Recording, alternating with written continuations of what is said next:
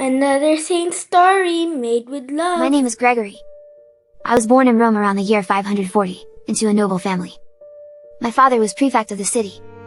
My mother, Sylvia, and my aunt Emiliana, are honored as saints of the church. The Rome of my childhood was troubled. A plague struck, taking many lives. Invasions threatened our city.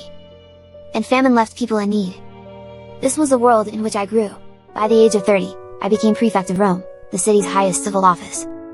I worked to govern, but I realized earthly honor could not satisfy the soul. I resigned from office, gave my wealth to the poor, and transformed my family's villa on the Kylian hill into a monastery dedicated to Saint Andrew. Even today, this place is known as San Gregorio al Cielo. There I lived as a monk, in prayer, study, and service. In the year 590, plague struck Rome again. Pope Pelagius II died during the outbreak. The clergy and the people of Rome chose me to succeed him as bishop of the city. I had desired the life of a monk, but I accepted this ministry as an act of obedience to God and His church. And so, I was ordained and began my service as Pope Gregory. When I became Pope, Rome was already wounded by disaster. The Tiber had flooded, destroying granaries and spreading famine. Refugees fled to the city from northern invasions. Many were hungry and afraid. I believe that the goods of the church were not ours to keep but belonged to those in need. As I wrote, I hold the office of steward to the property of the poor.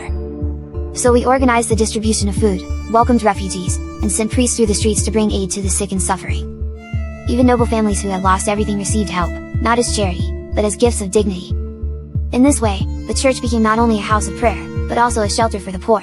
My concern extended beyond Rome. Years earlier, I had seen fair-haired slaves from Britain in the marketplace. I hoped that their people might come to know Christ.